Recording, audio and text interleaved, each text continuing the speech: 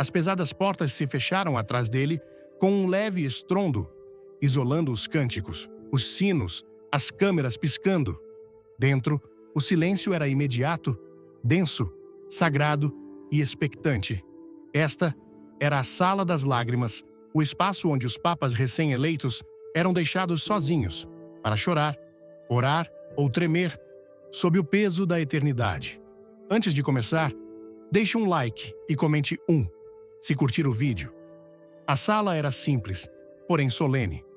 Um crucifixo pendia na parede oposta, seu olhar fixado gentilmente no centro, onde 3 vestes brancas aguardavam sobre uma mesa de veludo. Eram coisas belas. Batinas papais, de tamanhos variados, bordadas com ouro e adornadas com o peso de séculos. O alfaiate as havia costurado não apenas com tecido, mas com tradição, expectativa e um certo tipo de esplendor real. Elas brilhavam sob a luz do teto como se já estivessem vivas, prontas para seu momento aos olhos do público. O cardeal Robert Francis Prevost, agora Papa Leão XIV, permaneceu imóvel no centro da sala, sua respiração lenta, as mãos pendendo ao lado do corpo. Ele não olhou para as vestes. Em vez disso, seus olhos vagaram, examinando a sala como se procurasse algo mais, algo não coberto de ouro. No canto, quase invisível na sombra de um banco de madeira, havia uma pequena bolsa de lona, desgastada pelo tempo, manchada por anos de uso. Parecia completamente fora de lugar naquela câmara sagrada. No entanto, algo no olhar de Leão se fixou nela, como um homem reconhecendo um velho amigo. O sacristão, um homem de fala mansa na casa dos 60 anos, avançou com as vestes dobradas cuidadosamente nos braços. "Santidade", disse ele gentilmente, inclinando-se ligeiramente. "A igreja aguarda." Leão XIV não falou, não se moveu, permaneceu imóvel, não com hesitação, mas com uma espécie de escuta interior, como alguém esperando ouvir uma voz não deste mundo. Ele manteve os olhos na bolsa e, após uma pausa, perguntou baixinho: "Ainda está lá?" O sacristão piscou, confuso, sem saber ao que o Papa se referia. Um jovem assistente próximo à porta respondeu: "Sim, Santo Padre, guardamos por precaução." Ele caminhou até a bolsa, ergueu-a com reverência e a abriu. Dentro havia uma túnica marrom, grosseira, simples, sem adornos, inconfundivelmente familiar. Era o mesmo hábito que Robert usara décadas antes, enquanto servia nos bairros pobres do Peru. Ainda carregava o cheiro de terra, sal e sacrifício. Manchas de lama marcavam a bainha, e o tecido estava fino, de tanto caminhar, por montanhas e becos, onde nenhum bispo jamais estivera. Leão XIV avançou e pegou a túnica em suas mãos. Ele a pressionou contra o peito, inspirando sua memória. "É isso que quero", disse ele baixinho. Um silêncio caiu sobre a sala. "As pessoas que me ensinaram a amar Cristo", continuou ele, "nunca usaram ouro." O silêncio que se seguiu foi mais alto que o som de qualquer sino em São Pedro. O sacristão olhou para baixo, inseguro sobre o que fazer. Um cardeal atrás dele moveu-se desconfortavelmente. "Mas, Santo Padre", disse ele gentilmente, "a tradição..." Leão ergueu a mão, não com raiva, mas com calma autoridade. "Não gosta? Tudo bem. Clique no like mesmo assim e se inscreva. A tradição vive no coração", respondeu ele, "e hoje devo lembrar ao mundo que tipo de igreja somos." Ele caminhou até o espelho e segurou a túnica contra o peito. Seu reflexo não parecia em nada um monarca. Não havia vestes de seda, nem anéis cravejados de joias, apenas um homem em uma vestimenta marrom, sorrindo, não com triunfo, mas com paz. Uma paz forjada nos cantos esquecidos do mundo. Lá fora, a multidão na Praça de São Pedro ficava inquieta. A fumaça havia se dissipado, o anúncio fora feito, mas o balcão permanecia vazio. Oficiais do Vaticano cochichavam atrás de portas fechadas. Âncoras de notícias especulavam sobre atrasos ou complicações. Alguns temiam uma emergência de saúde, outros temiam algo pior. Mas, dentro da Sala das Lágrimas, o novo Papa não se preparava para ser adorado. Ele orava, não por força para governar, mas por coragem para ser pequeno. "Faze-me nada, Senhor", sussurrou ele, ajoelhando-se sozinho diante do crucifixo, "para que tu possas ser tudo." A porta rangeu quando um oficial do Vaticano espiou, pálido de preocupação. "Santidade, está na hora." Leão XIV levantou-se lentamente, o hábito marrom drapejado sobre seus ombros. Ele colocou as vestes papais tradicionais de volta na mesa, intocadas. Caminhou em direção à porta, o tecido grosseiro balançando suavemente a cada passo. Sem coroa, sem capa, sem sapatos escarlates, apenas um homem em marrom. Suas mãos tremendo com o peso do amor. E, ao abrir as portas para a igreja que o aguardava, a história mudou. Não com fanfarra ou aplausos, mas com um suspiro, uma respiração coletiva de admiração diante da visão da humildade vestida de coragem. Aquele momento, capturado por câmeras e levado ao mundo, tornaria-se a imagem definidora de seu pontificado. Um homem de pó e misericórdia. Um papa que escolheu não as vestes do poder, mas a memória do serviço. E nos corações de milhões que assistiam, algo se agitou. Não apenas crença, mas esperança. A porta fechou-se suavemente atrás dele. Sozinho mais uma vez, o Papa Leão XIV ficou diante do alto espelho dourado que dominava um lado da Sala das Lágrimas. O hábito marrom, que agora usava, parecia estranhamente desafiador na luz dourada, sua textura grosseira em contraste gritante com as ricas tapeçarias e almofadas de veludo ao seu redor. No entanto, ao estudar seu reflexo, não havia tensão em seus ombros, nem fardo em sua postura. Seu rosto estava calmo, quase gentil. Um sorriso começou a se formar, não orgulhoso, nem vitorioso, mas profundamente, inconfundivelmente em paz. Ele passou os dedos pelas bordas gastas da túnica. O tecido, antes rígido, agora cedia como terra macia sob seu toque. Cada fio desgastado contava uma história. A criança em Trujillo, que o abraçou com mãos pegajosas, a velha que chorou em seu peito durante a confissão, os milhares de passos por favelas e caminhos montanhosos, onde a única luz era o fogo do Evangelho. Ele se lembrava de noites dormindo em chão de cimento ao lado dos moribundos, e dias carregando sacos de arroz e feixes de rosários nas costas. Aquele hábito absorvera suor, sujeira, sangue e graça. Atrás do reflexo do espelho, a porta rangeu novamente. Um cardeal espiou. Sua expressão estava dividida entre reverência e desconforto. "Santidade", disse ele baixinho. "As vestes estão prontas, as câmeras estão esperando. Devemos prosseguir?" Leão não se virou. Ele continuou olhando para si mesmo, para o homem que fora antes da fumaça branca, antes dos aplausos, antes do nome. Falou suavemente, sua voz quase um sussurro. "Você vê isso?" perguntou, levantando uma dobra da túnica. "Foi aqui que encontrei Cristo." O cardeal hesitou. "Mas, Santo Padre, a mozeta, a estola, não são meros ornamentos. Eles carregam o peso da tradição. O mundo espera." Ele então se virou lentamente. Seus olhos não estavam zangados, apenas firmes. "E o que Deus espera?" perguntou Leão. A sala ficou silenciosa novamente. O cardeal baixou o olhar. De fora, vinha o eco distante dos sinos. Em algum lugar, milhares de pessoas ainda aguardavam. Jornalistas atualizavam suas telas. Âncoras de notícias buscavam atualizações. O escritório de imprensa estava sendo inundado de perguntas. Por que o atraso? Por que nenhuma aparição no balcão?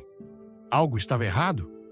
Mas dentro, Leão XIV não tinha pressa. Ele sabia o que esperavam, um grande momento uma aparição simbólica envolta em ouro, coroada com uma mozeta de veludo vermelho e acompanhada de palavras cuidadosamente escolhidas. Fique até o final, tem uma surpresa incrível esperando por você. Mas Leão não viera para atuar. Ele viera para testemunhar. Ele voltou-se para o espelho e examinou as linhas ao redor de seus olhos, as rugas perto de sua boca. Não viu coroa, nem trono, nem grandeza. Apenas o rosto de um servo endurecido por décadas de ministério oculto. Ele pensou em Maria, a mulher cega, que uma vez lhe disse: Deus está nas calosidades daqueles que servem. Ele riu na época, pensando que ela brincava. Mas hoje, ele se lembrava de suas palavras com lágrimas. Atrás dele, o sacristão entrou silenciosamente, segurando a batina branca mais uma vez, incerto do que fazer. Leão virou-se e caminhou até ele. Gentilmente, pegou a vestimenta, dobrou-a e colocou-a de volta na mesa. Não rejeito a tradição, disse ele. Volto ao seu início. Então, colocou as mãos nos ombros do sacristão. Obrigado, disse ele suavemente, por confiar em mim neste momento. O sacristão, geralmente um homem de neutralidade praticada, sentiu os olhos começarem a arder. Ele assentiu e recuou, enquanto Leão caminhava em direção à porta que o levaria ao balcão. Ele parou uma última vez no espelho. Desta vez, não viu a si mesmo, mas uma imagem de muito tempo atrás. Um padre descalço caminhando pelo pó, cercado pelos pobres, um crucifixo ao redor do pescoço e alegria em seus passos. E agora, aquele mesmo homem era Papa. Ele não viu elevação naquele reflexo. Viu um convite, um chamado, não para se elevar acima do mundo, mas para mergulhar mais profundamente em suas feridas. Ele abriu a porta e saiu da sala das lágrimas, deixando para trás as vestes da realeza e carregando consigo apenas a memória da misericórdia. No Vaticano, assistentes piscavam em descrença enquanto ele passava. Alguns instintivamente tentaram ajustar sua veste, apenas para perceber que não havia seda para arrumar. Ele caminhou pelo corredor, onde retratos de papas passados alinhavam-se nas paredes, homens em brocado, em coroas, em dignidade solene, e ali, entre eles, movia-se um homem em uma túnica marrom, com pó ainda agarrado à bainha. No vestíbulo, pouco antes do balcão, alguns cardeais se reuniram, cochichando. Um, mais jovem e ansioso, inclinou-se para outro e disse: Ele parece um frade, não um pontífice.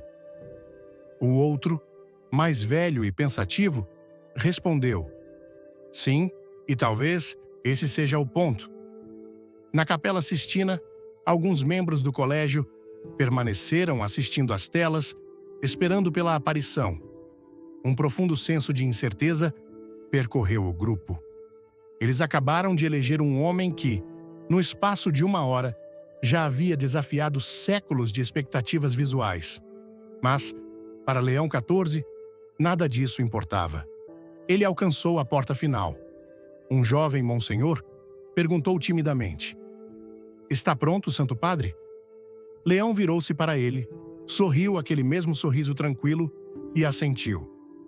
Não pronto para ser visto, disse ele, mas pronto para servir. E com isso, ele avançou, não para o holofote, mas para a história. Os grandes sinos de São Pedro ressoaram pela praça, ecoando pelas vielas estreitas de Roma e pelas telas de televisão ao redor do globo. A fumaça branca já havia se dissipado no céu noturno. Multidões lotavam a praça, ombro a ombro, olhos fixos no balcão papal acima. Milhões a mais estavam grudados nas telas, assistindo de casas, paróquias, cafés. Âncoras de notícias sussurravam comentários urgentes, especulando sobre a identidade do novo Papa, debatendo o atraso. 10 minutos, 20, 30. Algo estava errado, diziam. Atrás das portas fechadas do balcão, o silêncio persistia. O ar no Palácio Apostólico estava carregado de confusão. O protocolo fora quebrado. Oficiais de imprensa do Vaticano buscavam explicações, mas nenhuma vinha.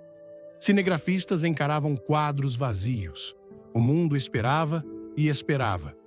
Então, as portas rangeram ao se abrir. Um silêncio caiu sobre a praça, como se o mundo inteiro tivesse prendido a respiração de uma só vez. E saiu um homem, não em seda branca, não drapejado na moseta vermelha, nenhuma estola dourada adornava seus ombros, nenhum anel papal brilhava nas luzes.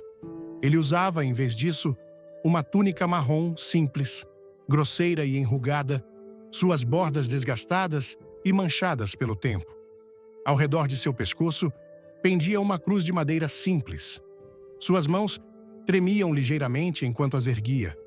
Era o Papa Leão XIV. Houve um instante de silêncio atônito, suspiros, murmúrios, alguns aplausos hesitantes, mas a maioria simplesmente olhava. Compartilhe este vídeo com um amigo e comente top para mais conteúdos. Não para o título do homem, mas para sua postura, sua expressão, sua presença. Não era grandioso. Não era ensaiado. Era desarmante. Ele olhou para a vasta multidão como se procurasse rostos familiares, não para dirigir-se a uma massa de fiéis, mas para encontrar aqueles que estavam sofrendo, aqueles que vieram não por espetáculo, mas por consolo. Seus lábios moveram-se silenciosamente antes que ele falasse em voz alta. Uma oração, talvez, ou simplesmente uma respiração para se estabilizar. Então, ele ergueu a mão em bênção. Nenhuma proclamação grandiosa, nenhuma declaração ensaiada, apenas 3 palavras ditas lentamente, quase sussurradas: paz esteja convosco. Uma onda de emoção percorreu a praça. Nas primeiras fileiras, uma criança começou a chorar. Uma jovem mãe ajoelhou-se e fez o sinal da cruz. Em um convento tranquilo, longe de Roma, uma freira assistindo em uma pequena tela pressionou os dedos nos lábios, maravilhada. Na sala de imprensa, os âncoras ficaram em silêncio. Eles haviam preparado suas manchetes, mas nenhuma delas se encaixava no que estavam vendo: um papa sem coroa. As câmeras aproximaram-se. Capturaram o tremor em seus dedos, o brilho das lágrimas se acumulando em seus olhos. Isso não era uma aparição encenada. Era um homem de pé, nu diante do mundo. Não em corpo, mas em coração. A túnica marrom era mais que uma vestimenta. Era uma declaração. Falava de anos caminhando ao lado dos pobres, de orações ditas em capelas esquecidas, de um amor pelo evangelho que nunca precisou de ouro. E, em Trujillo, Peru, eles não ficaram surpresos. Na verdade, no pátio empoeirado da casa de missão onde o padre Robert uma vez viveu, os locais se reuniram ao redor de uma televisão granulada, apoiada em uma caixa de madeira. Uma mulher ergueu uma velha fotografia. O jovem Robert, sandálias cobertas de lama, sorrindo ao lado de um burro carregado de remédios. Ela chorou abertamente. Eu disse a vocês, disse ela, ele nunca nos deixou, nem mesmo quando Roma chamou. Crianças acenderam velas. Um mural começou a tomar forma na parede da missão. Alguém pintou as palavras: Leão de Dios, el Papa humilde, o Leão de Deus, o Papa humilde. De volta a Roma, os oficiais do Vaticano ficaram paralisados atrás da cortina do balcão. Alguns foram movidos às lágrimas. Outros estavam visivelmente abalados. Isso não fazia parte do plano. Nenhum discurso preparado, nenhuma procissão, nenhuma moseta. O que o mundo pensaria? Mas o mundo já começava a responder. Nas redes sociais, a imagem do Papa Leão XIV no hábito marrom viralizou em minutos. Hashtags explodiram. Um Papa como nenhum outro. Papa da túnica marrom. Francisco renascido. Alguns chamaram de escândalo, outros chamaram de revolução. Mas muitos mais simplesmente chamaram de milagre. Comentaristas lutavam por palavras. Era humildade ou arrogância, coragem ou blasfêmia. Algumas vozes conservadoras condenaram o momento como teatro populista, um insulto a séculos de tradição litúrgica.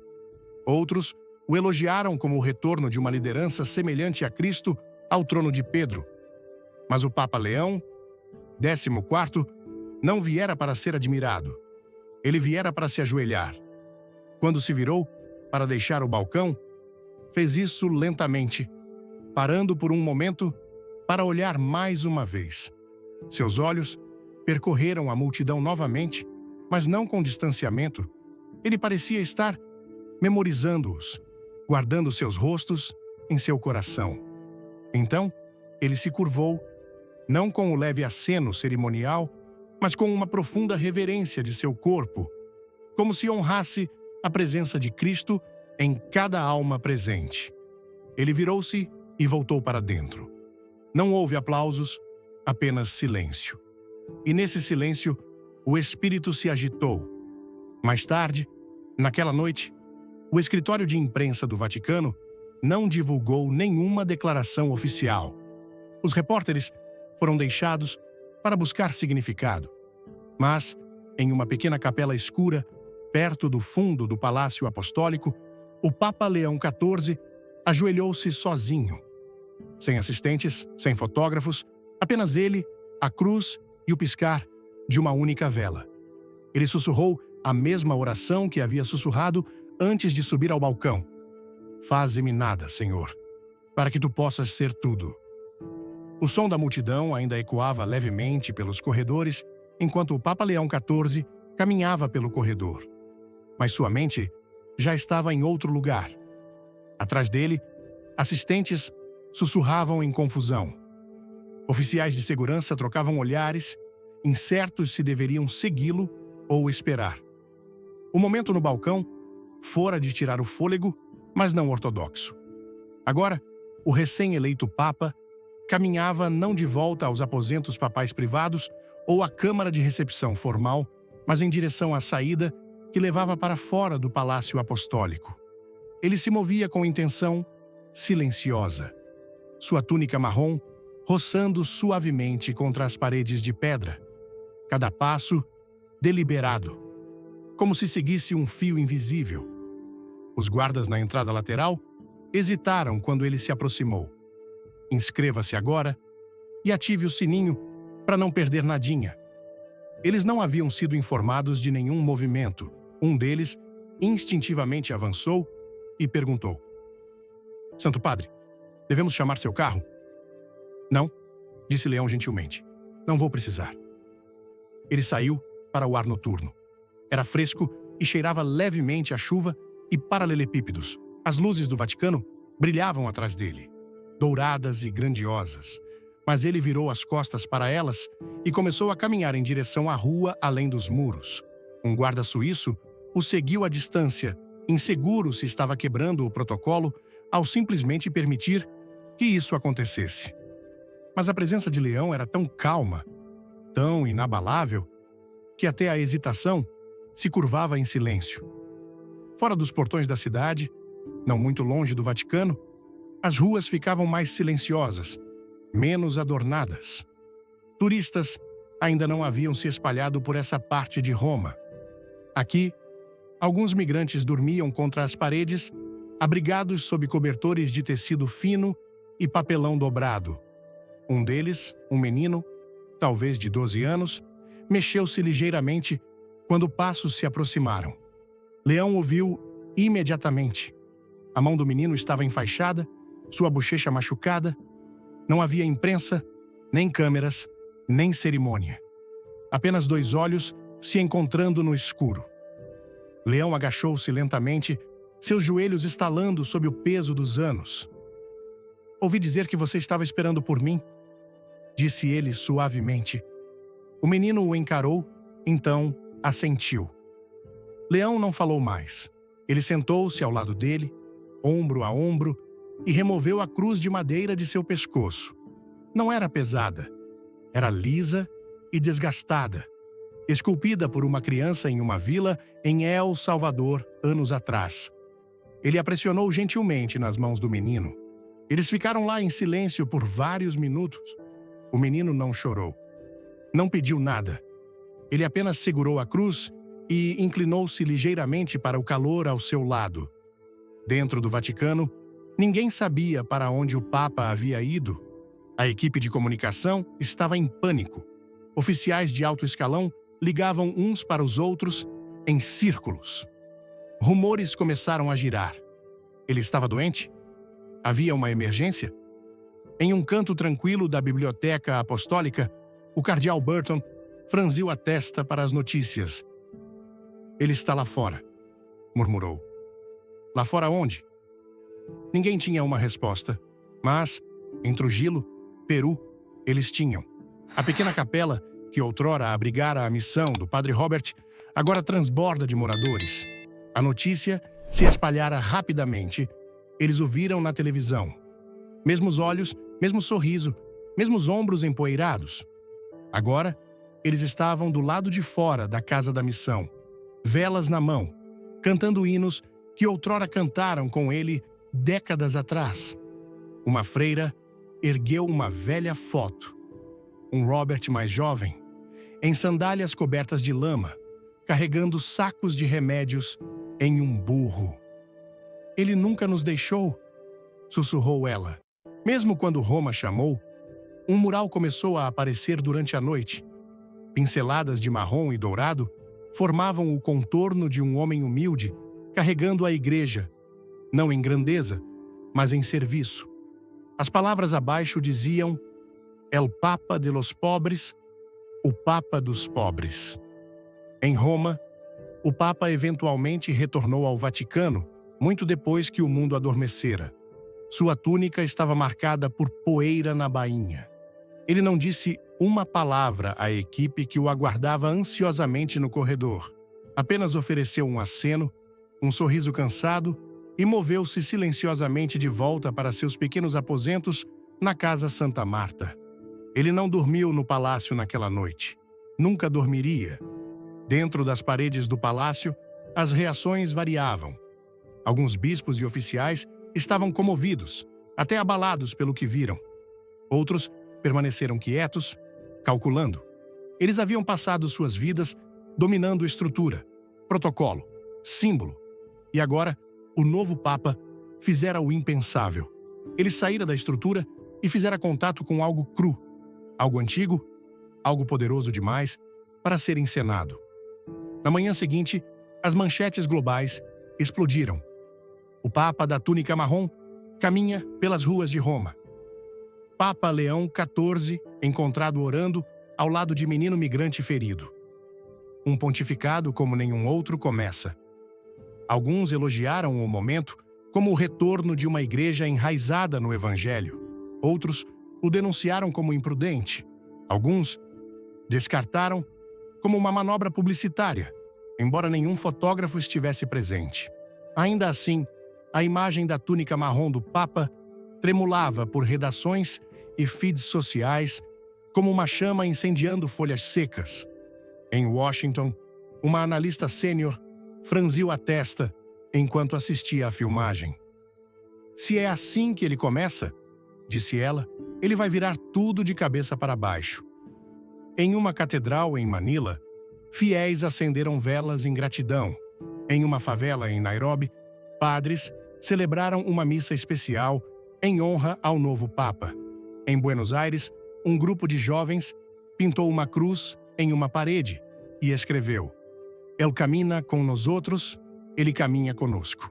Mas, dentro do Vaticano, o humor não era universalmente alegre. Alguns prelados senhores reuniram-se em uma sala privada. Um falou em voz baixa: Precisamos guiá-lo gentilmente.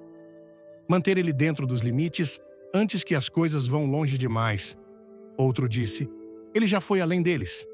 E outro ainda: Não, ele não destruiu a igreja, ele a lembrou de por que começou. Lá fora, os sinos tocaram para a missa matinal. O Papa celebraria, não na grande basílica, mas na capela da casa de hóspedes, sem fanfarra, sem imprensa, apenas alguns padres, um pequeno grupo de freiras e o menino migrante da noite anterior, agora limpo e sorrindo, sentado no banco da frente, com a cruz de madeira ainda em suas mãos. No altar, o Papa Leão XIV ergueu o cálice com mãos trêmulas. Sua voz era suave, mas clara. "Isto é meu corpo", disse ele, "entregue por vós." E naquele momento, ninguém duvidou que ele o dizia com sinceridade. Na luz da manhã, antes que a maior parte do Vaticano despertasse, o Papa Leão XIV sentou-se em uma simples mesa de madeira em seu pequeno quarto na Casa Santa Marta. O silêncio era seu companheiro. Não havia comitiva, nem papéis de briefing polidos ou redatores de discursos esperando do lado de fora da porta. Apenas uma caneta, uma folha de papel e o peso do que havia começado. Os eventos das últimas 24 horas enviaram tremores pela Igreja e pelo mundo. As manchetes continuavam a girar. Debates acendiam-se nas telas de televisão. No entanto, Leão não sentia nada disso. Seu foco estava fixo em um público diferente. Ele mergulhou a caneta na tinta e começou a escrever à mão, lenta e deliberadamente, como se cada palavra fosse uma oração. A todos os padres, diáconos, irmãos, irmãs e servos leigos de Cristo ao redor do mundo. Não tenham medo de perder poder. Cristo não se agarrou ao dele. Ele fez uma pausa, olhando pela janela para o amanhecer. A praça abaixo ainda estava quase vazia, mas já alguns peregrinos começavam a se reunir, ajoelhando-se em silêncio, acendendo velas. Alguns haviam viajado por dias, não para ver uma coroa, mas para testemunhar algo que não sentiam da igreja há muito tempo: honestidade. Ele voltou à página. Se queremos encontrá-lo, devemos olhar onde ele primeiro caminhou, na poeira, entre os pobres, sob o peso do silêncio. A carta não era longa, mal 2 páginas, mas respirava com fogo. Não fazia exigências. Não oferecia doutrina. Em vez disso, estendia um convite, um chamado para descer, não ascender, para despir as vestes de proteção e entrar na vulnerabilidade do Evangelho. Ele escreveu sobre feridas, sobre lares quebrados, sobre altares construídos com caixotes e bondade. Ele exortou-os a não defender a igreja, mas a encarná-la, não a preservar estruturas, mas a restaurar almas. Quando terminou, assinou simplesmente: Leão, servo dos servos de Deus. Ele colocou o papel na mesa e dobrou-o cuidadosamente uma vez. Algumas horas depois, a Secretaria de Estado do Vaticano recebeu instruções. Esta carta deveria ser traduzida para todas as línguas faladas pelos missionários católicos e distribuída para cada paróquia, convento, seminário e diocese registrados. 72 línguas no total. Quando as primeiras cópias chegaram às pequenas igrejas missionárias e vilarejos remotos, algumas foram lidas em voz alta durante a missa. Outras foram afixadas em quadros de avisos, guardadas em livros de oração ou compartilhadas de mão em mão como algo sagrado. Em uma colônia de leprosos na Índia, uma freira leu-a sob uma árvore e chorou. Em uma prisão na Bolívia, o capelão copiou-a à mão e passou-a de cela em cela.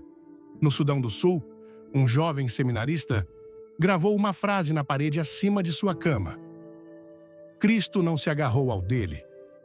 A resposta foi imediata. Em Lima, um bispo ajoelhou-se diante de seus padres e pediu perdão por anos de indiferença.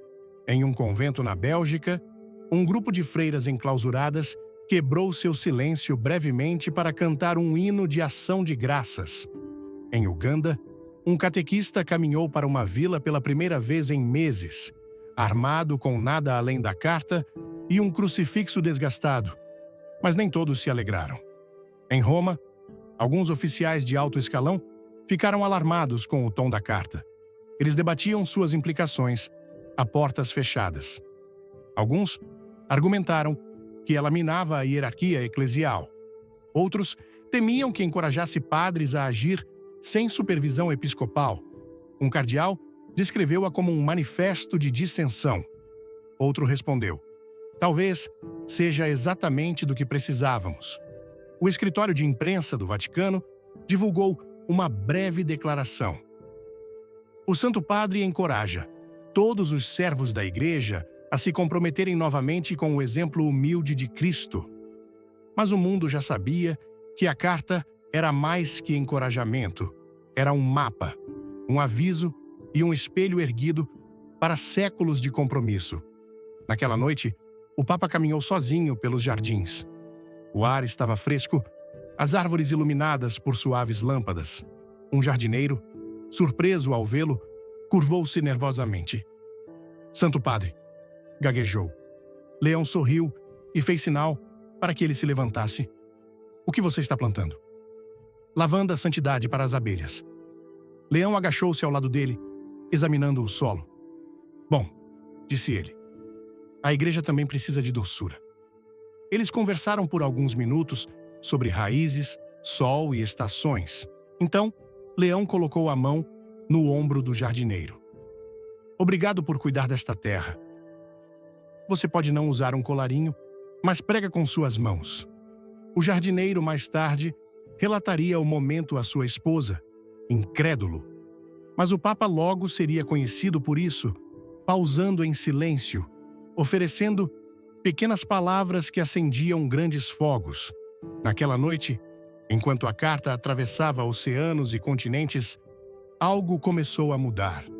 Não era doutrinário, não era administrativo, era espiritual. Na Amazônia, um padre colocou a carta ao lado do tabernáculo e orou em voz alta pela primeira vez em meses. Em Kiev, um bispo disse a seus seminaristas: se não cheirarmos a ovelhas, não temos o direito de segurar um báculo.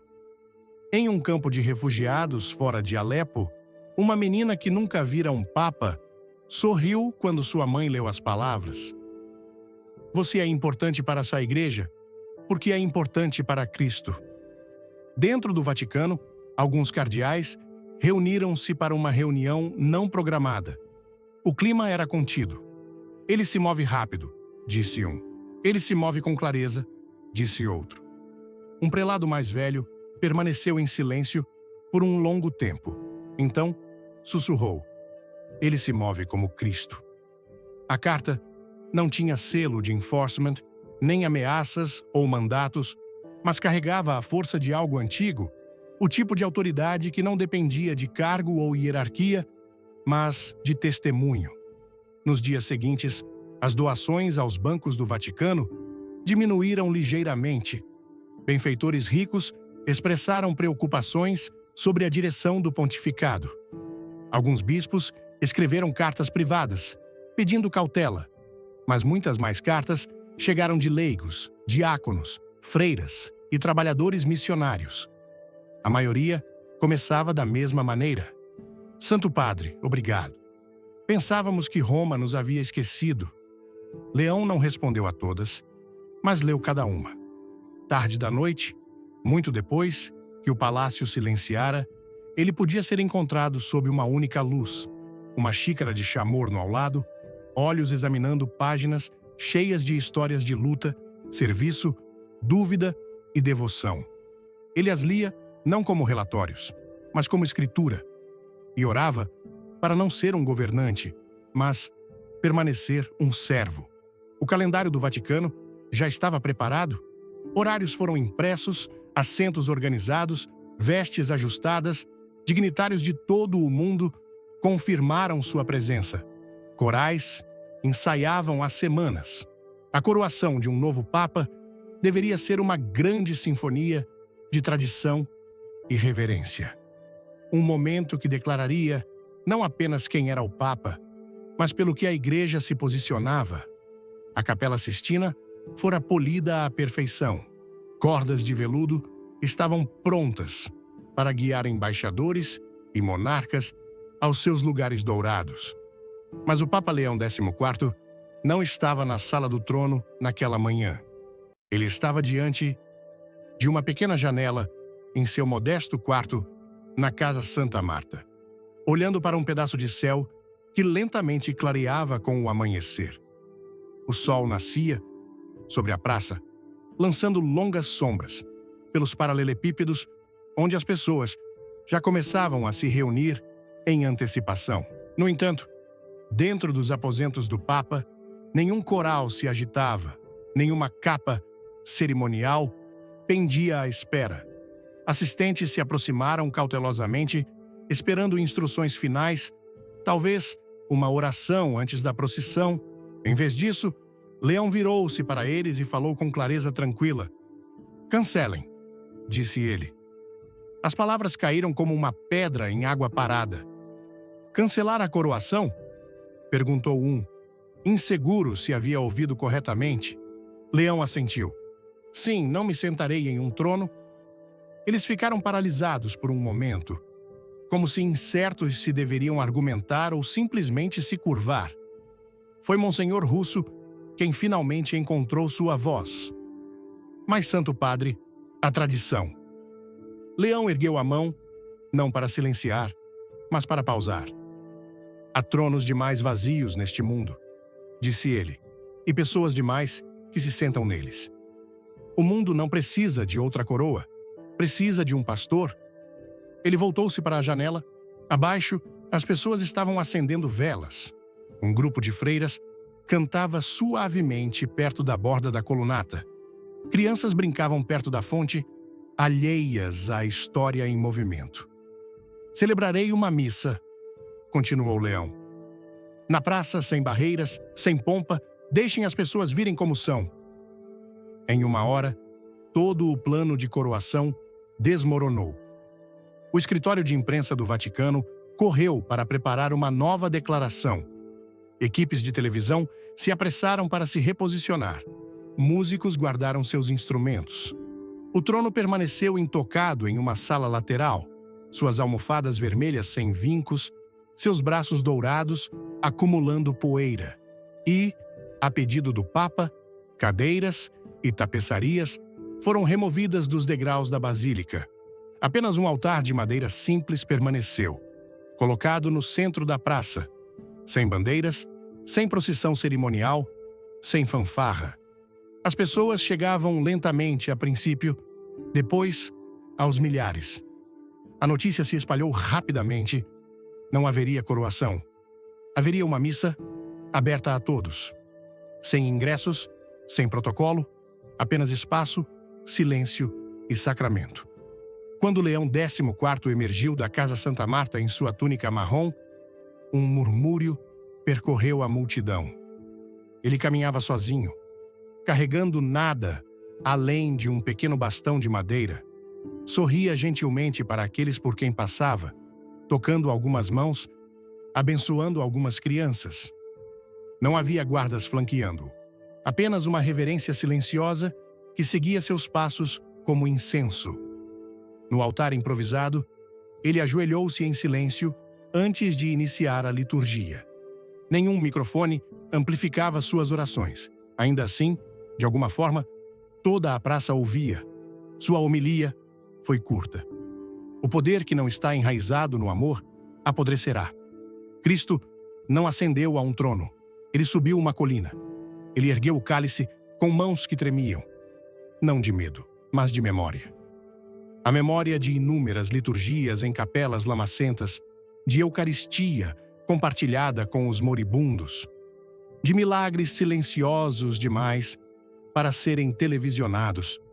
Ao distribuir a comunhão, ele se movia lentamente, pacientemente, oferecendo o corpo de Cristo aos ricos e aos sem-teto, aos diplomatas de terno e às crianças em roupas esfarrapadas.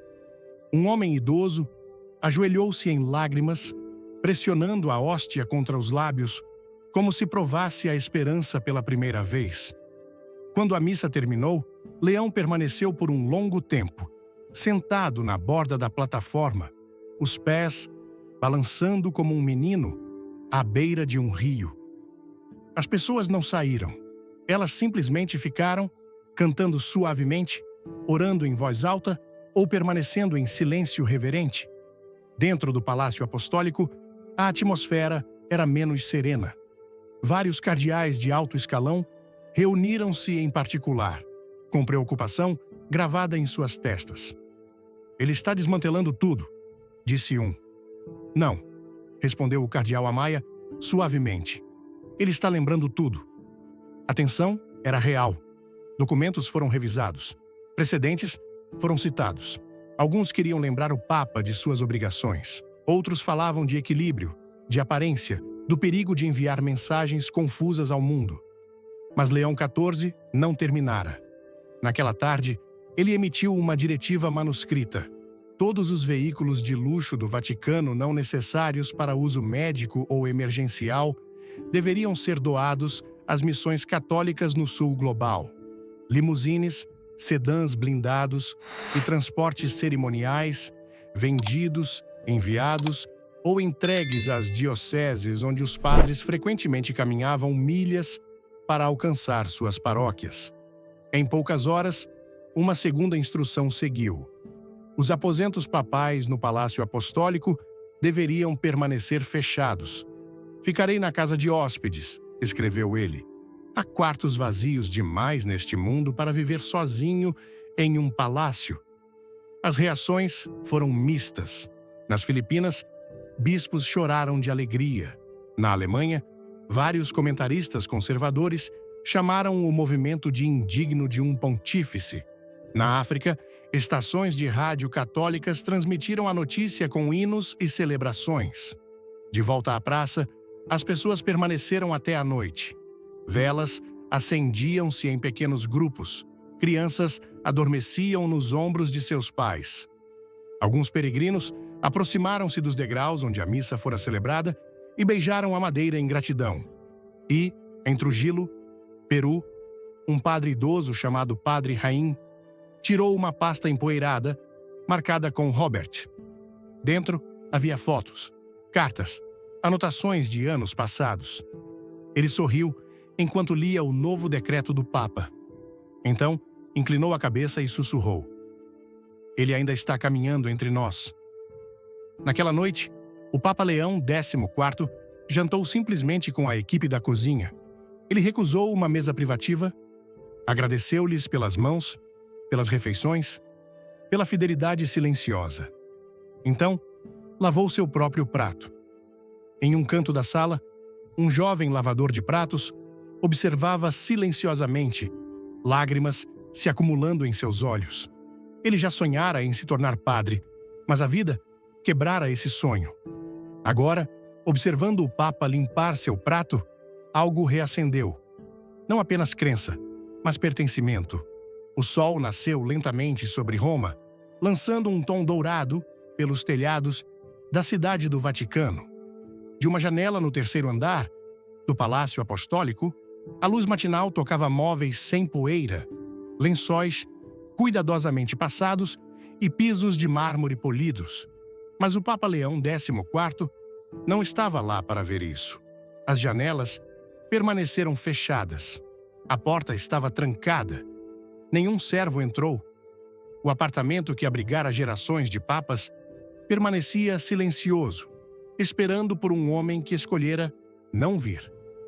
Por um caminho de paralelepípedos, atrás de uma linha simples de ciprestes, a casa de hóspedes Casa Santa Marta zumbia suavemente com vida. Não havia tronos de mármore ou escadarias suntuosas. Aqui, apenas corredores simples, quartos modestos e o aroma de café fresco vindo da cozinha comunitária. O quarto 2011 era agora os aposentos papais. Não era muito diferente dos outros. Uma cama simples, um crucifixo na parede, uma mesa de madeira e 2 cadeiras. A única adição era um pequeno genuflexório de madeira colocado perto da janela, onde Leão XIV passara a maior parte da manhã observando a cidade despertar lentamente. Não havia tapete vermelho, nem chefe pessoal, nem móveis de veludo, apenas o silêncio e a sensação de algo enraizado.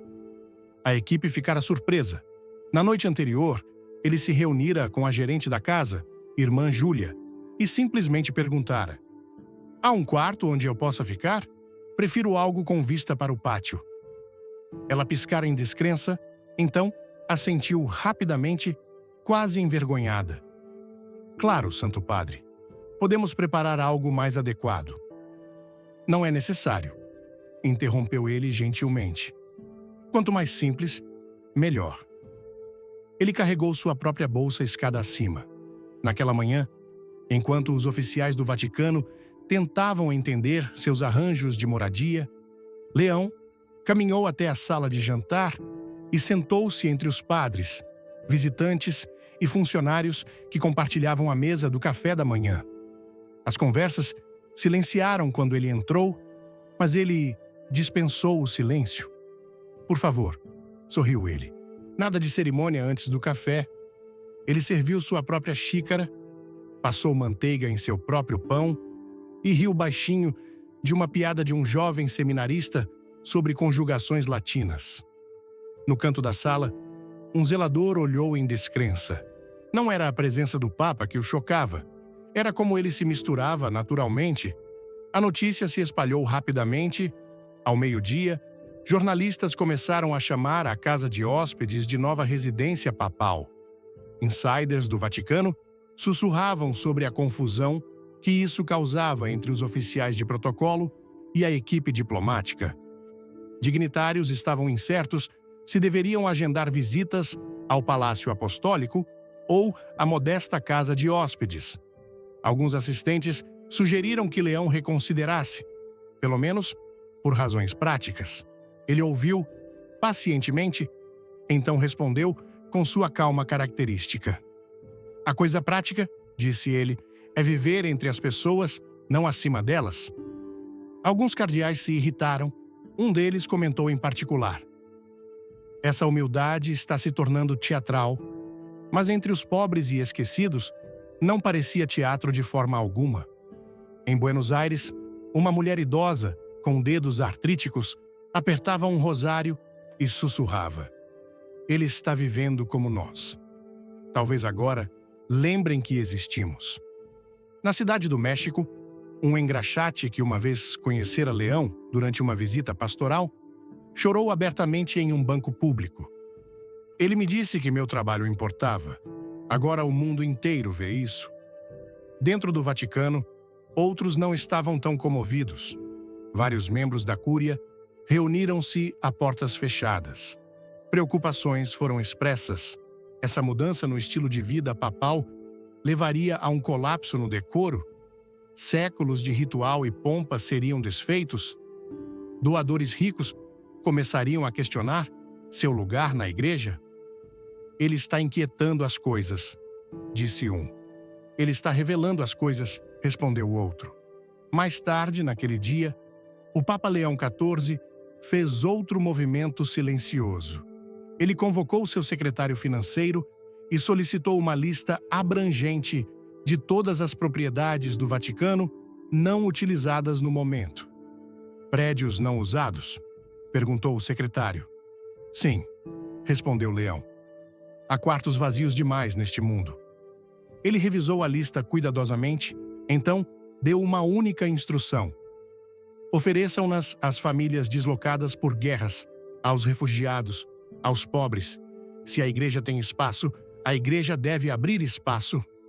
O departamento financeiro hesitou. Um dos funcionários objetou gentilmente: "Mas, Santo Padre, e se a igreja precisar desses espaços no futuro?" Leão olhou do papel, seu olhar firme, mas gentil. "Então pediremos àqueles que abrigarmos que orem por nós, e acredito que suas orações serão mais valiosas que qualquer quarto trancado." Ao pôr do sol, chamadas foram feitas às dioceses pela Europa. Em 48 horas, um prédio perto das muralhas do Vaticano, antes usado para armazenamento administrativo, acolheu sua primeira família de refugiados: uma mãe, um pai e 2 crianças da Síria. Sem fanfarra, sem mídia, apenas camas, comida quente e roupas limpas. Leão os visitou naquela noite, trazendo livros para as crianças. Eles não sabiam quem ele era, e ele não lhes disse Ele sentou-se no chão e ouviu sua história como se eles fossem os que tinham autoridade. Quando a criança mais nova se aconchegou em seu colo, a mãe perguntou: "Você é padre?" Ele sorriu. "Sim, e estou aprendendo todos os dias." Naquela noite, no quarto 2011, Leão escreveu em seu diário algo que fazia todas as noites nos últimos 40 anos. As palavras eram simples. A casa de hóspedes não é mais apenas para hóspedes. Agora é para Cristo, disfarçado nos cansados, nos perdidos, nos pequenos. Que eu nunca esqueça de quem é esta casa de verdade. Por Roma, os repórteres continuavam especulando sobre seus motivos.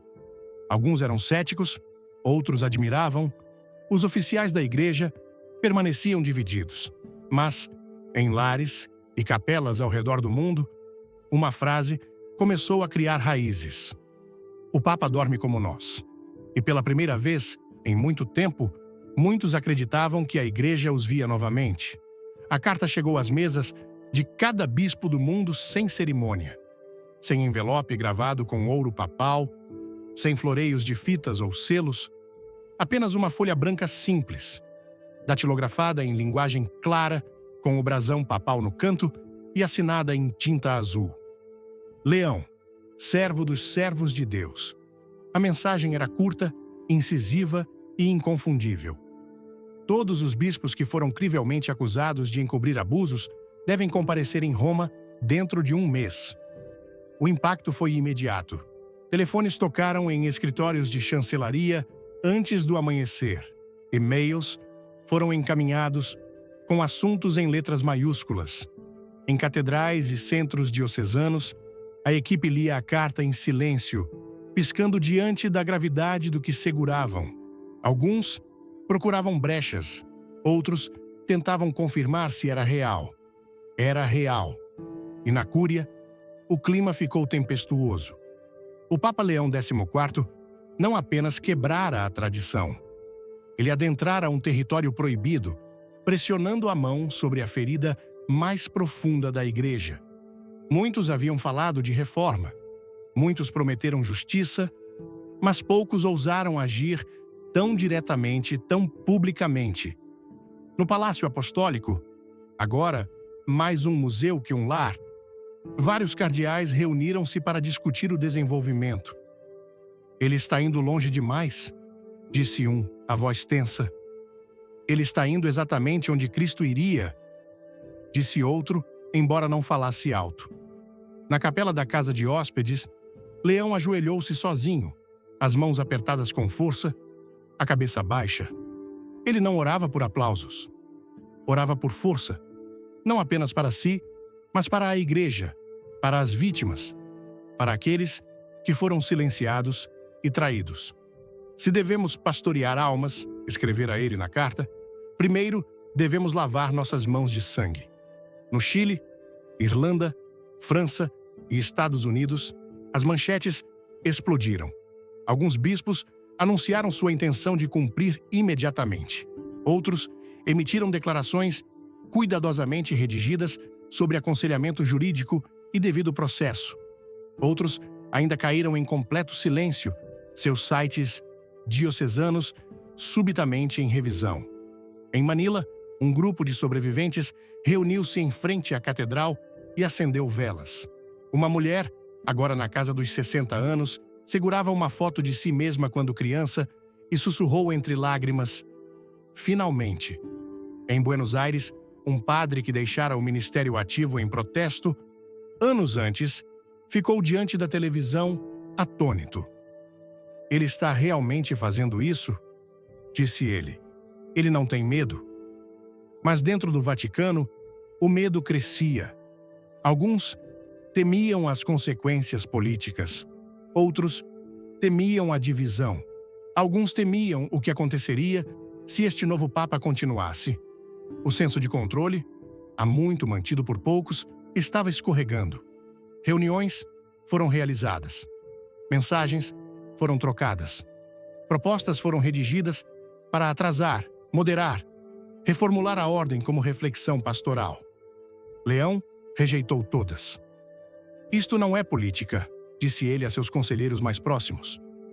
É penitência. Nos dias seguintes, a Praça do Vaticano encheu-se não apenas de peregrinos, mas de vítimas. Sobreviventes de abusos começaram a chegar silenciosamente, sem imprensa, sem bandeiras, apenas com o luto estampado em seus rostos. Alguns vieram para chorar, outros vieram para sentar em silêncio. Alguns deram as mãos uns aos outros, formando uma pequena comunidade não planejada. Leão os viu de sua janela. Ele não chamou câmeras. Ele foi até eles. Caminhou para a praça sozinho, sem guardas, sem aviso. Ao se aproximar, um silêncio se espalhou pelo pequeno grupo. Uma mulher levantou-se e segurou seu rosário. Não quero seu pedido de desculpas, disse ela a voz trêmula.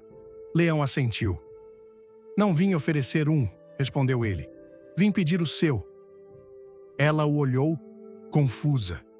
Pelos anos em que não a vimos, pelas orações que ignoramos, pelo Deus que não conseguimos refletir. Ninguém falou por um momento. Então, silenciosamente, ela estendeu a mão. Ele a segurou. Eles ficaram lá por um longo tempo, não como papa e vítima, mas como membros quebrados do mesmo corpo ferido. Mais tarde, naquela noite, na Casa Santa Marta, Leão convocou uma reunião especial de seu círculo íntimo. Apenas alguns estavam presentes: conselheiros de confiança, reformadores e 2 leigos que ele trouxera discretamente de fora das muralhas do Vaticano. Não será fácil, disse ele. Seremos chamados de radicais. Podemos ser odiados por alguns dentro de nossa própria casa, mas não devemos temer ser odiados. Devemos temer ser falsos. Um conselheiro perguntou como a igreja se recuperaria do impacto. Leão respondeu sem hesitação: caminhando para o fogo, não ao redor dele. Em dioceses ao redor do mundo, alguns bispos começaram a se preparar para Roma. Outros buscaram conselhos de advogados e aliados. Havia rumores de resistência, de recusas em comparecer. Um bispo na Europa emitiu uma declaração desafiadora: respondo apenas a Deus. Quando perguntado sobre o comentário, Leão respondeu simplesmente: então ele não deveria ter problema em encontrá-lo em Roma. O escritório de imprensa do Vaticano não emitiu mais esclarecimentos, mas as ações do Papa falavam por si mesmas. Ele criou um tribunal especial, composto não apenas de clérigos, mas de leigos, especialistas jurídicos, eticistas e sobreviventes. Ele abriu uma linha de denúncias anônimas para vítimas de abuso em todas as línguas faladas pela Igreja. Ofereceu cuidados psicológicos financiados pelo Vaticano para vítimas e suas famílias, e deixou claro: qualquer um que protegesse abusadores enfrentaria um julgamento canônico e remoção. Alguns cardeais objetaram, chamando isso de sem precedentes. Leão concordou. Assim foi a cruz, disse ele. Em Trujillo, o mural fora da Casa da Missão cresceu. Um artista local pintou o Papa, não em um trono, mas ajoelhado aos pés de uma criança chorando. A legenda dizia: purificação. Ao redor do mundo, as reações eram mistas. Alguns bispos receberam a medida com alívio, felizes por finalmente agir. Outros começaram a construir coalizões para resistir às reformas crescentes. Dentro do Vaticano, as tensões aumentavam a portas fechadas. As próprias muralhas pareciam zumbir com ansiedade, mas o Papa Leão XIV permanecia inabalável. Ele continuava a caminhar por pátios, cozinhas, hospitais e prisões, lembrando a todos que encontrava as palavras que escrevera. Não protegemos a Igreja escondendo seus pecados. Nós a curamos confessando-os. E nos lares de sobreviventes, pela primeira vez em décadas, velas eram acesas, não em luto, mas em esperança. Toda manhã, logo após o nascer do sol, os guardas na entrada lateral do Vaticano começaram a reconhecer um padrão. O Papa Leão XIV vestido com sua familiar túnica marrom, saía silenciosamente pelo portão, acenando educadamente, às vezes oferecendo uma simples bênção, mas nunca chamando atenção. Não havia comitivas, nem escoltas policiais, nem câmeras. Apenas um homem caminhando passo a passo pelas ruas de Roma. Ele caminhava sem agenda, sem cerimônia. Caminhava para clínicas e sopas comunitárias, abrigos e pátios de cortiços.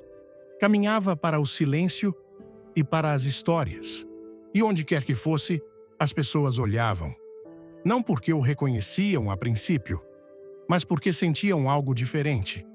Quando percebiam quem ele era, muitas vezes não se curvavam, não aplaudiam, choravam. Em um abrigo lotado perto da periferia da cidade, ele ficou na fila para o almoço com refugiados. Quando chegou sua vez, a jovem voluntária atrás do balcão congelou. "Santo Padre!" exclamou ela, quase deixando cair a concha. Ele estendeu sua bandeja. "O mesmo que todos", disse ele gentilmente. Ele sentou-se entre um homem da Nigéria e uma mulher da Ucrânia, nenhum dos quais falava italiano. Não precisavam. Ele ouviu seus gestos, seus olhos. Partiu o pão com eles, inclinou a cabeça com eles e, quando se levantou para sair, beijou a testa da mulher e sussurrou: "Cristo está aqui." Mais tarde, naquela semana, ele visitou uma prisão nos arredores da cidade. Nenhuma imprensa foi informada. Ele passou por detectores de metal e portões barulhentos, com nada além de sua cruz ao redor do pescoço e um leve sorriso. Os presos eram céticos no início, incertos se isso era real ou algum golpe publicitário. Mas quando ele sentou-se diante deles, perguntando seus nomes, suas histórias, ficando muito depois do que o capelão esperava, eles começaram a acreditar. Um homem, fortemente tatuado e cumprindo prisão perpétua, olhou-o nos olhos e disse: "Você não deveria estar aqui." Leão assentiu. Nem ele deveria estar naquela cruz. Eles conversaram por quase 1 hora. De volta ao Vaticano, a notícia dessas visitas percolava pelos corredores. Alguns chamaram de belo, outros de perigoso. Alguns chamaram de desnecessário. "Ele caminha demais", murmurou um cardeal. "Há trabalho a ser feito aqui." Mas outros começaram a seguir seu exemplo. Jovens padres começaram a deixar seus escritórios à tarde, caminhando para bairros que antes apenas passavam de carro. Freiras começaram a pedir transferência para regiões mais pobres. Em cidades ao redor do mundo, simples atos de imitação criaram raízes. Padres abençoando vendedores de mercado, bispos visitando centros de cuidados paliativos sem aviso, corais se apresentando em prisões. Eles chamaram isso de "os pés de leão." Em um hospital no sul da Itália, uma enfermeira, trabalhando no turno da noite, virou-se e quase deixou cair sua prancheta. O Papa estava lá, caminhando pelo corredor, abençoando silenciosamente as mãos das enfermeiras, sussurrando orações sobre pacientes adormecidos. "Por que você está aqui?" perguntou ela. Ele apontou. "Para a UTI. Há feridas neste lugar", disse ele. "Então, eu devo estar." O escritório de imprensa do Vaticano, cada vez mais pressionado para comentar suas aparições não agendadas, emitiu uma declaração vaga. O Santo Padre acredita na presença, mas as pessoas sabiam que havia mais nisso. Havia algo intencional em seu caminhar, não apenas caridade, mas uma espécie de testemunho. Uma declaração de que a santidade não era um destino atrás de portas trancadas, mas uma jornada entre os quebrados. Uma manhã, fora de uma padaria, perto de Trastevere, um sem-teto gritou: "Papa!" O Papa virou-se e se aproximou, agachando-se para falar com ele. "Eles me disseram que a igreja não me quer mais", disse o homem, olhos vidrados. Leão pegou sua mão. "Então, a igreja mentiu", disse ele. "Mas Cristo nunca mente." O encontro foi capturado por uma câmera de celular e compartilhado online. Espalhou-se em horas, não porque era dramático, mas porque era simples. Em um mundo desconfiado do poder, a simplicidade tornara-se a coisa mais subversiva. Em Kinshasa, jovens seminaristas começaram a marchar por seus bairros descalços em solidariedade, levando água para os doentes e comida para os famintos. Em São Paulo, um grupo de católicos sem teto pintou uma faixa fora de um abrigo. O Papa caminha como nós. Talvez agora ele nos veja. De volta à Casa Santa Marta, Leão retornava todas as noites empoeirado e exausto. Seus sapatos ficaram finos em um mês. Seus conselheiros imploravam para que ele desacelerasse. "Você vai se desgastar", disse um. "Já estou desgastado", respondeu ele. "Só não acabado." À noite, ele escrevia novamente em seu diário: "Não caminho para ser visto. Caminho porque ele caminhou, e onde seus pés foram, havia vida." Atrás das muralhas do Vaticano, nem todos estavam satisfeitos. Alguns oficiais reuniram-se em particular, preocupados que suas visitas ofuscassem os assuntos internos. Eles tinham orçamentos para equilibrar, viagens para planejar, incêndios políticos para conter. Leão parecia desinteressado em tudo isso. "Ele está transformando a igreja em uma caridade", alertou um bispo. "Ele está transformando-a na igreja", respondeu outro. Uma tarde, ele retornou de uma visita a um hospício e encontrou uma carta deslizada sob sua porta. Era sem assinatura. As palavras eram cortantes. "Um papa deve ser visto em catedrais, não em cozinhas, em conselhos, não em sarjetas." Ele leu 2 vezes, depois dobrou-a e colocou-a sob sua Bíblia. Naquela noite, ele voltou às ruas. Uma mulher morrendo de câncer pediu por ele em uma pequena clínica. Quando ele chegou, ela sorriu através da dor e disse: "Não achei que você viria de verdade." "Sempre venho", sussurrou ele, encostando a testa gentilmente na dela. Ele ficou até que ela adormecesse. Quando saiu, a enfermeira de plantão o parou. "Santo Padre", disse ela, "o que você está fazendo é perigoso." Ele a olhou, o cansaço profundo em seus olhos, mas por trás disso, algo mais feroz. "Assim era a manjedoura", respondeu ele. No final da semana, uma mudança silenciosa começou dentro do Vaticano. Alguns padres, há muito silenciosos, começaram a falar novamente. Um cardeal, conhecido por sua formalidade, passou um dia em um abrigo para jovens. A mudança não era estrutural, não era oficial, mas era real e estava se espalhando. Leão não pregava essas mudanças. Ele as vivia, e enquanto seus pés o levavam por mais ruas, mais cozinhas, mais cantos esquecidos, um número crescente de pessoas começou a acreditar em algo radical, que a santidade usa sapatos empoeirados. Dentro dos imponentes salões do Palácio Apostólico, onde retratos emoldurados em ouro observavam das paredes ornamentadas e pisos de mármore polidos ecoavam com séculos de ritual, uma tensão diferente começou a se instalar. Silenciosa, calculada e fria.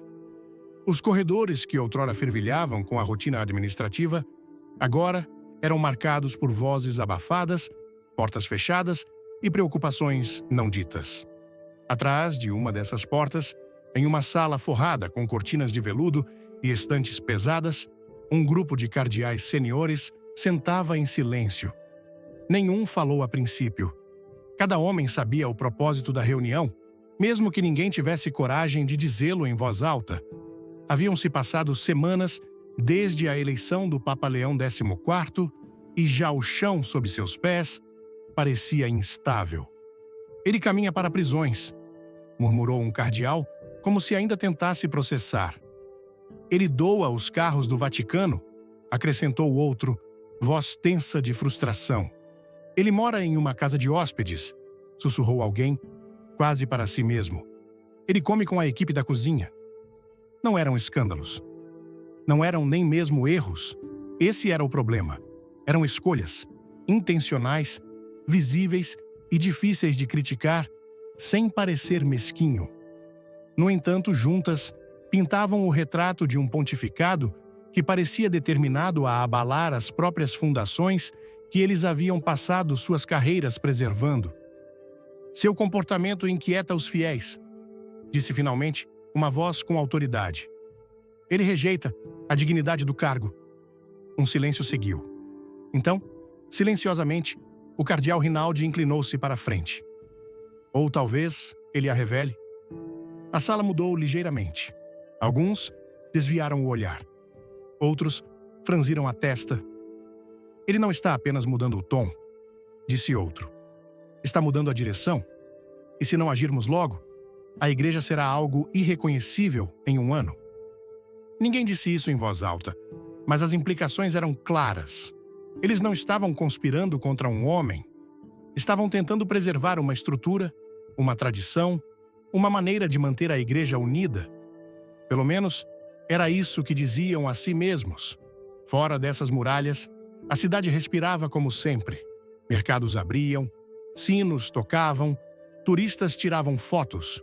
Mas, dentro do Vaticano, uma tempestade política estava se formando. Memorandos privados começaram a circular. Alguns bispos em dioceses distantes receberam mensagens cuidadosamente elaboradas, expressando preocupação com a direção das reformas recentes. Diplomatas do Vaticano reuniram-se com vinho para discutir se o Santo Padre tinha um plano de longo prazo ou qualquer plano. Mesmo dentro da Cúria, linhas estavam se formando. Jovens padres, especialmente aqueles que serviram em missões, começaram a falar com renovada ousadia. Alguns sussurravam sobre a esperança retornando, outros alertavam sobre o caos. Havia rumores sobre influência, sobre legado, sobre controle. E, embora ninguém ousasse falar abertamente de resistência, muitos já haviam começado a planejar como desacelerar as coisas. Leão, por sua vez, permanecia estranhamente desapegado do turbilhão ao seu redor, não por ignorância, mas por escolha. Ele conhecia o edifício, conhecia os olhares, vira os sorrisos se apertando lentamente, a maneira como as conversas paravam quando ele entrava em uma sala. Mas também sabia que o evangelho nunca prosperara em palácios. Em suas orações privadas, ele pedia misericórdia, não para si, mas para aqueles que temiam a cruz. Ele continuou suas visitas, não anunciadas e sem guardas. Continuou lavando os pés dos esquecidos, escrevendo cartas para vilarejos distantes, respondendo a correspondentes de prisões à mão. Mas nos bastidores, algo mais sombrio começou a se formar. Um memorando confidencial, anônimo, sem assinatura, começou a circular entre os escalões superiores do Vaticano. Não mencionava Leão pelo nome. Não acusava diretamente, mas sua intenção era inconfundível. Levantava preocupações sobre governança, tradição e unidade. Questionava se o atual pontificado era estável, se havia se afastado demais da âncora doutrinária, se a igreja podia arcar com tamanha humildade radical. Era passado de mão em mão, deslizado em maletas, sussurrado em cantos. Alguns o descartaram, outros o endossaram em silêncio. De volta à Casa Santa Marta, Leão recebeu notícias do memorando. Um assistente de confiança colocou uma cópia em sua mesa uma noite, incerto de como apresentá-lo. Leão pegou-o, leu sem expressão e colocou-o sob seu diário sem comentário. "Devemos responder?" perguntou o assistente. Leão balançou a cabeça. "Não vou lutar contra as sombras", disse ele. "Apenas continuarei caminhando para a luz." Naquela mesma noite, ele participou de um jantar com um grupo de jovens, padres visitantes da África e do Sudeste Asiático. A refeição era simples: sopa de lentilha, pão e frutas frescas. Eles lhe fizeram perguntas não sobre política ou poder, mas sobre oração, sobre silêncio, sobre como servir os moribundos. Um deles, tímido e de olhos arregalados, finalmente perguntou: Santo Padre, você tem medo? Leão olhou para ele gentilmente. Sim, disse ele, mas não deles. Tenho medo de esquecer por que comecei. Após a refeição, ele caminhou sozinho até a capela, parando na estátua de Pedro, cujos pés estavam lisos pelo toque dos peregrinos. Ele colocou a mão gentilmente na pedra. Deixe-o sussurrar, murmurou ele. Eu me ajoelharei. Na manhã seguinte, ele não emitiu nenhuma declaração. Em vez disso, a história do Papa Leão XIV, com sua túnica marrom simples e passos humildes pelas ruas de Roma, tocou meu coração de uma forma que não consigo explicar, apenas com palavras. No Brasil, onde a fé e a comunidade são como o samba que pulsa em nossas veias, a imagem de um líder que escolhe estar entre os pobres, que ouve os esquecidos e vive com simplicidade, ressoa profundamente. A vida dele me fez refletir sobre como, muitas vezes, nos perdemos em busca de status, conforto ou validação, esquecendo que a verdadeira grandeza está em servir. Leão XIV não apenas fala de amor e humildade, ele vive isso, e isso me inspira a olhar ao meu redor com mais atenção. No nosso dia a dia, seja na correria de São Paulo ou na tranquilidade de uma cidadezinha do interior, podemos aplicar essa lição. Um sorriso para o vizinho, uma ajuda a quem precisa, um momento de escuta sincera. A cultura brasileira nos ensina a valorizar laços, a compartilhar o pão e a dançar mesmo nas dificuldades, mas às vezes esquecemos de estender a mão aos que estão nas margens. A história de Leão me lembra que cada pequeno gesto de bondade é uma oração viva, uma forma de transformar o mundo, começando pelo nosso próprio quintal. Para mim, a grande lição é clara. Viver com propósito não é sobre ter muito, mas sobre dar muito, com o coração aberto. Que possamos, como brasileiros que amam a vida e a comunhão, levar essa humildade para nossas ações diárias, construindo uma comunidade mais unida e acolhedora. E aí, gostou do vídeo? Então, deixe seu like, compartilhe com os amigos e se inscreva no canal. Não esqueça de comentar aqui embaixo o que achou dessa história incrível. Sua interação faz toda a diferença para a gente continuar trazendo conteúdos que tocam o coração.